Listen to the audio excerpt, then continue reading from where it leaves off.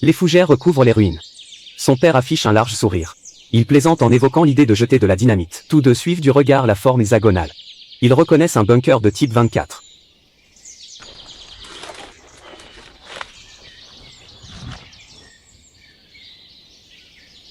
Ils descendent tranquillement le sentier. Son père découvre une longue liane particulièrement souple. Avec humour, il appelle cela du bushcraft. Il longe d'anciens murs de briques.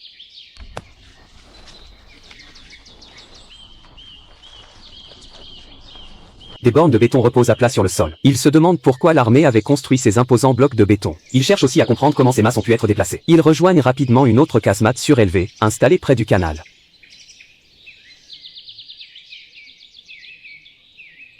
Ils gravissent la pente particulièrement raide. Depuis cette position, la vue devient beaucoup plus dégagée. Son père explique comment le canal était défendu. Pour progresser, un assaillant devait rester plaqué au sol. Assis sur un rondin, ils commencent leur vidéo.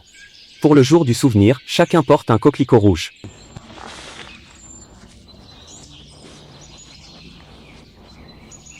Le plus jeune présente son projet, passer la nuit à l'intérieur. Son père, lui, ne restera que pour le dîner. La lumière chaleureuse d'une lanterne danse sur le mur de briques.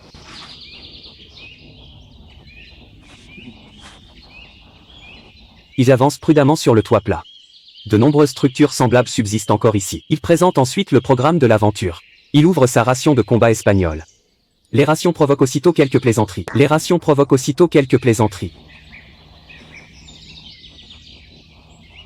Ces bunkers en béton furent construits à une vitesse impressionnante. Cette construction en béton date de la Seconde Guerre mondiale. Des milliers de bunkers furent ainsi édifiés. Aujourd'hui, il n'en subsiste qu'environ 6500.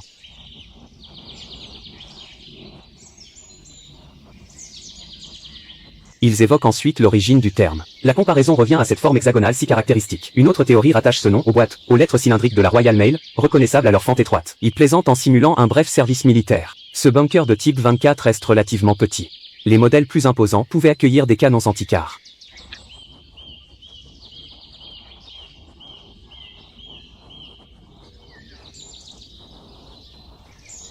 Il montre un schéma dessiné à la main. Au centre se dresse un mur de béton en forme de Y. Cette paroi était conçue pour arrêter les balles. Elle limitait également la propagation des éclats à l'intérieur.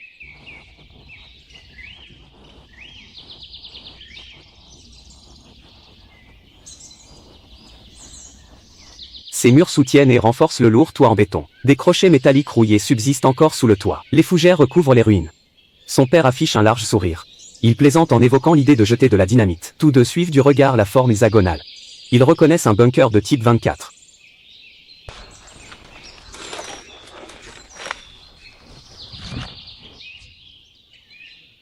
Ils descendent tranquillement le sentier. Son père découvre une longue liane particulièrement souple. Avec humour, il appelle cela du bushcraft. Il longe d'anciens murs de briques.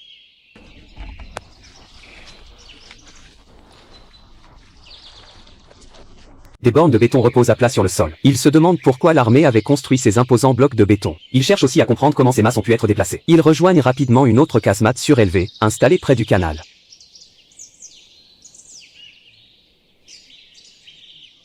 Ils gravissent la pente particulièrement raide. Depuis cette position, la vue devient beaucoup plus dégagée. Son père explique comment le canal était défendu. Pour progresser, un assaillant devait rester plaqué au sol. Assis sur un rondin, ils commencent leur vidéo. Pour le jour du souvenir, chacun porte un coquelicot rouge.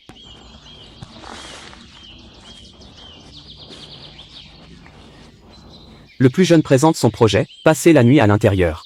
Son père, lui, ne restera que pour le dîner. La lumière chaleureuse d'une lanterne danse sur le mur de briques.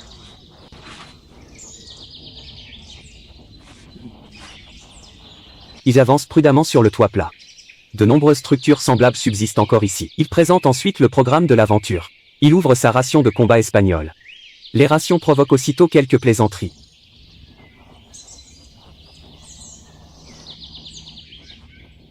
Ces bunkers en béton furent construits à une vitesse impressionnante. Cette construction en béton date de la Seconde Guerre mondiale. Des milliers de bunkers furent ainsi édifiés. Aujourd'hui, il n'en subsiste qu'environ 6500.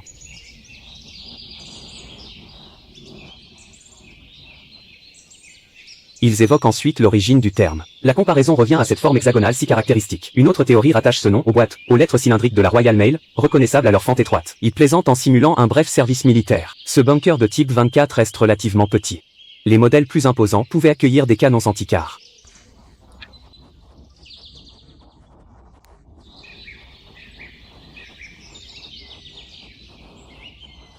Il montre une carte.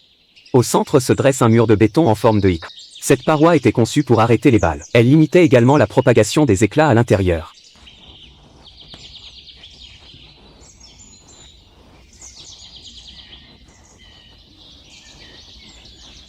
Ces murs soutiennent et renforcent le lourd toit en béton. Des crochets métalliques rouillés subsistent encore sous le toit. Les fougères recouvrent les ruines. Son père affiche un large sourire. Il plaisante en évoquant l'idée de jeter de la dynamite. Tous deux suivent du regard la forme hexagonale. Ils reconnaissent un bunker de type 24.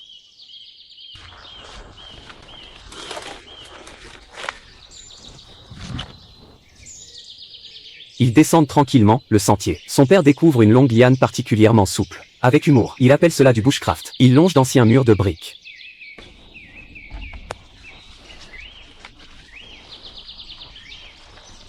Des bornes de béton reposent à plat sur le sol. Il se demande pourquoi l'armée avait construit ces imposants blocs de béton. Il cherche aussi à comprendre comment ces masses ont pu être déplacées. Ils rejoignent rapidement une autre casemate surélevée, installée près du canal.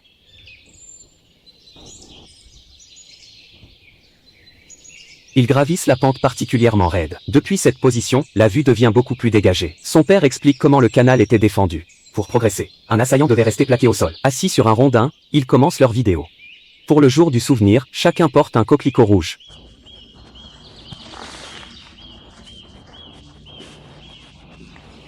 Le plus jeune présente son projet, passer la nuit à l'intérieur. Son père, lui, ne restera que pour le dîner. La lumière chaleureuse d'une lanterne danse sur le mur de briques.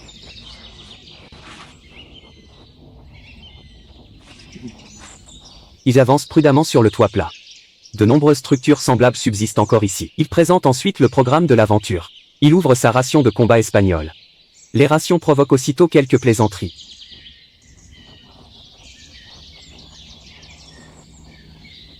Ces bunkers en béton furent construits à une vitesse impressionnante. Cette construction en béton date de la Seconde Guerre mondiale.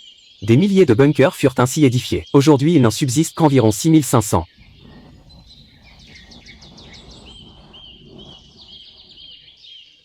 Ils évoquent ensuite l'origine du terme. La comparaison revient à cette forme hexagonale si caractéristique. Une autre théorie rattache ce nom aux boîtes, aux lettres cylindriques de la Royal Mail, reconnaissables à leur fente étroite. Ils plaisantent en simulant un bref service militaire. Ce bunker de type 24 reste relativement petit. Les modèles plus imposants pouvaient accueillir des canons anti-car.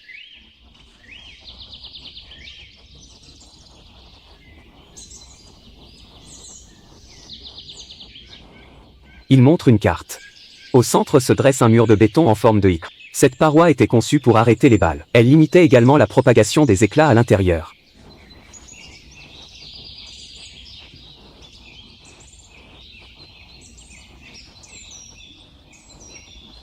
Ces murs soutiennent et renforcent le lourd toit en béton. Des crochets métalliques rouillés subsistent encore sous le toit. Les fougères recouvrent les ruines. Son père affiche un large sourire. Il plaisante en évoquant l'idée de jeter de la dynamite. Tous deux suivent du regard la forme hexagonale. Ils reconnaissent un bunker de type 24.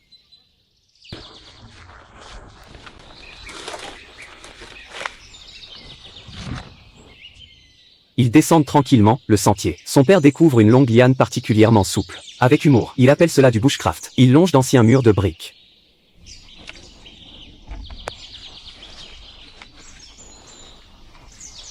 Des bornes de béton reposent à plat sur le sol. Il se demande pourquoi l'armée avait construit ces imposants blocs de béton. Il cherche aussi à comprendre comment ces masses ont pu être déplacées. Ils rejoignent rapidement une autre casemate surélevée, installée près du canal.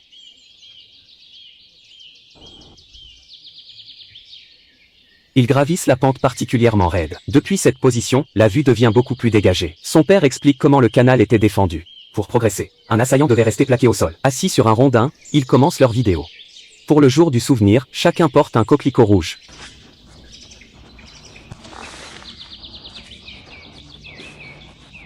Le plus jeune présente son projet, passer la nuit à l'intérieur. Son père, lui, ne restera que pour le dîner. La lumière chaleureuse d'une lanterne danse sur le mur de briques.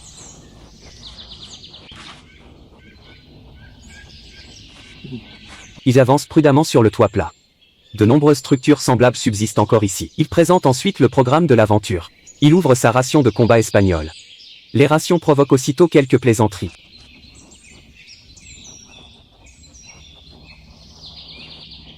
Ces bunkers en béton furent construits à une vitesse impressionnante. Cette construction en béton date de la Seconde Guerre mondiale.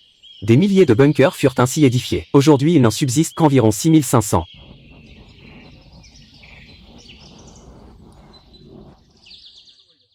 Ils évoquent ensuite l'origine du terme. La comparaison revient à cette forme hexagonale si caractéristique. Une autre théorie rattache ce nom aux boîtes, aux lettres cylindriques de la Royal Mail, reconnaissables à leur fente étroite. Ils plaisantent en simulant un bref service militaire. Ce bunker de type 24 reste relativement petit. Les modèles plus imposants pouvaient accueillir des canons anti-car.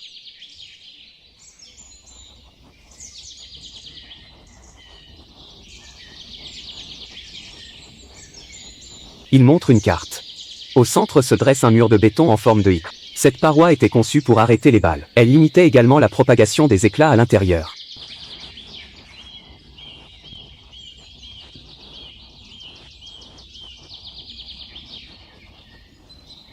Ces murs soutiennent et renforcent le lourd toit en béton. Des crochets métalliques rouillés subsistent encore sous le toit.